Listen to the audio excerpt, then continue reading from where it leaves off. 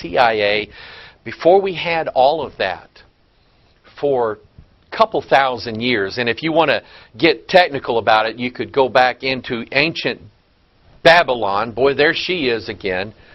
One of the books that we put out, The Two Babylons, basically shows you, in fact, let me just say this, for 1,500 years or better, there was one institution in the world that had spies everywhere. And those spies knew the secrets of people. They knew those spies knew all of their thoughts, all of their deeds, all of their intentions. They knew everything. Who were they? The priests in the confessional. They heard the deeds. They heard the intentions. They heard the secrets of the heart. And they're still doing it. A spy network existed. The most powerful spy agency that the earth has ever seen up until now was the Roman Catholic priest. Going all the way back to ancient Babylon, where this idea of a confessional was set up because, and I want you to get this, because knowledge is power. Knowledge is power. I mean, stop and think about it. Here you are a Roman Catholic priest. Here you are a priest of Babylon. And some high-ranking official comes in, and you know who this guy is. And because you've told him that if he doesn't tell you everything that's going on, he'll burn in hell forever. Well, he's going to tell you everything that's going on. And now you know. Now, everybody says, oh, the sanctity of the confessional, we never divulge. Baloney! Baloney! Do you really believe that? There's a young man in my church, some of you know him, came out of the Mormon church. And he stopped me in my tracks one day when he said that he had to confess, as a Mormon, he had to confess all of his sins to his bishop. I went, I know where that comes from. I know exactly. That's knowledge is power. And he feared those people whom he knew some of his secrets. And he didn't tell them everything. But I'm glad that I have a Father in heaven that I tell all my secrets to, and I go boldly before the throne of grace to find mercy and help in time of need. Praise the Lord that Bible Christianity doesn't teach this kind of garbage. Praise the Lord. And so for thousands of years, this religious mystery Babylon cult has had power through knowledge, a spy network of men who reported in, who knew the secrets of everybody under their control.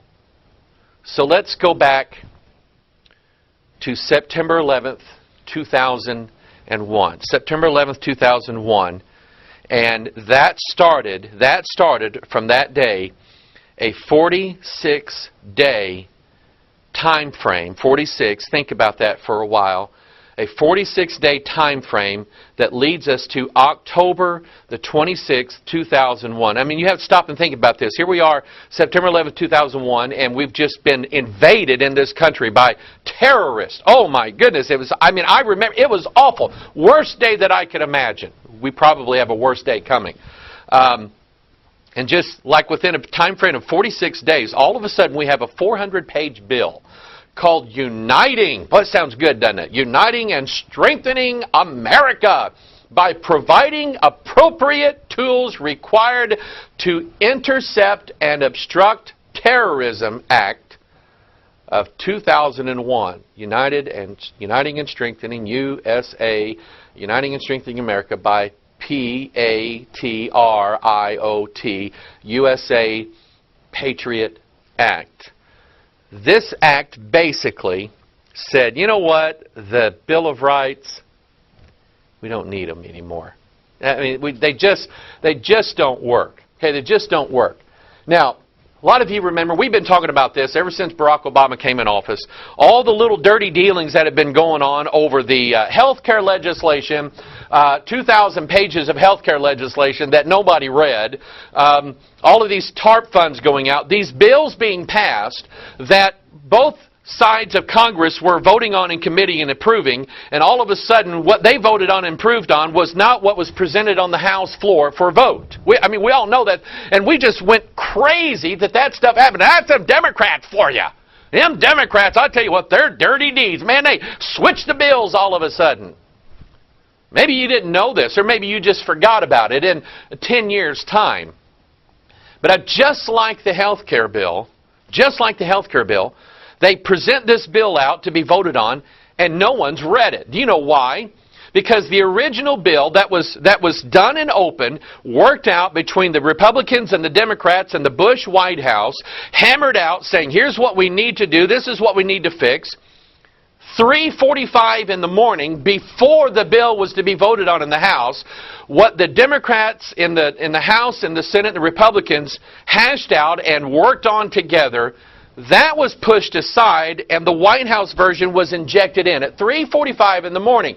One congressman even got up on the floor of the House the morning of the vote and he said, the ink is still wet on this thing. This is not what we agreed to. And 300 to 400 pages of a Patriot Act bill that no one in the House of Representatives read, and almost everybody voted on it. And it was approved. It's the law of the land. Amongst the million things that it probably did, gives the government the ability to do what's called sneak and peek. In other words, government agents. Now, here again, the Constitution, it's like the Bible. It shouldn't be changed, shouldn't be altered. Okay? Constitution said that the people of this country have a right to their papers and effects. Okay, and the government cannot, with due process, look at your papers or your effects, your private material, right to privacy. Patriot Act said it's of no use to us, really. As the government, how can we be expected to govern everybody if we can't know what everybody's doing? That's what the Patriot Act did. So the Patriot Act, without a warrant, you see in all these cop shows, I went in and I found marijuana. Did you have a warrant? No, it's out. Doesn't count with the Patriot Act. Patriot Act says the government agents have a right to go in your house behind your back without yours or anybody's knowledge, break into your house, go through your stuff, put a keylogger on your computer, hack into your email, put something on there where they can track your Wi-Fi and know everything there is to know about you before you get home that day for dinner. You have no right to know that they did it. That's the Patriot Act. Knowledge is power. Patriot Act did a lot of other things too. It set up what's called the Information Awareness Office. I like this. This is a snippet from the Wikipedia article concerning the Information Awareness Office. It was established by the Defense Advanced Research Projects Agency, DARPA, in January 2002. How convenient. Right after 9/11, to bring together several DARPA projects focused on applying surveillance and information technology to track and monitor terrorists. Stop right here. In the Babel conspiracy video that we put out, a guy in my church, he went to FEMA conferences, gave me this book. It came out in October of 1999, I believe, and it showed the target upon the World Trade Centers, and it was a FEMA manual on who's a terrorist, or it said potential terrorist. Right-wing extremists, conspiracy theorists, anti-abortion people, Revelation Bible study people. That's who the potential terrorists are. Monitor terrorists and other asymmetric threats to national security by achieving total information awareness. You need to understand what this means. Total means total, complete, all the way, baby. Information awareness. The all-seeing eye.